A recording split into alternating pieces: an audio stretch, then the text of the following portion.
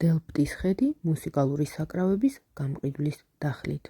ეს მე-17 საუკუნეში მოღვაწე ჰოლანდიელი მხატვრის კარელ ფაბრიციუსის ნამუშევარია, რომელიც მხატვარმა 1652 წელს შექმნა. მუსიკალური საკრავების გამყიდვლის დახლიდან ეკლესია, მუნიციპალიტეტის შენობა და ქუჩაზე არსებული სხვა შენობები მოჩანს. დახლთან მამაკაცის ფიგურაა გამოსახული. იდაყვით ის მუსიკალური საკრავების დახლს ეყრდნობა. მამაკაცს მარჯვენა ხელის ცერათითი ნიკაპზე აქვს მიდებული.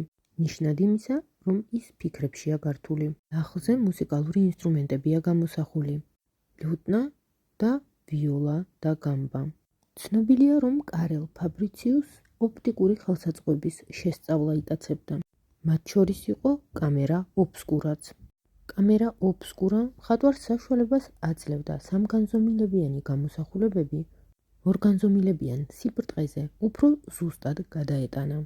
კარელ ფაბრიციუსმა ამ ნამუშევრის შესაქმნელად კამერა ობსკურა გამოიყენა. თავისთავად ცხადია, რომ პერსპექტივის უბადლო მცოდნე კარელმა პერსპექტივა განზრახ დაამახინჯა. ნამუშევრის სწორი აღქმისთვის ეგრეთ წოდებული პერსპექტივის ყუთის გამოყენებაა საჭირო. ეს ყუთი ხედს ასწორებს და მაშინ, როდესაც მასში მოთავსებულ ნამუშევარს მაყურებელი ჭუჭრუტანიდან უყურებს, მის წინაშე დამახინჯებული ხედი აღარ ჩანს. 1922 წლიდან ნამუშევარი ლონდონში ეროვნულ გალერეაში ინახება.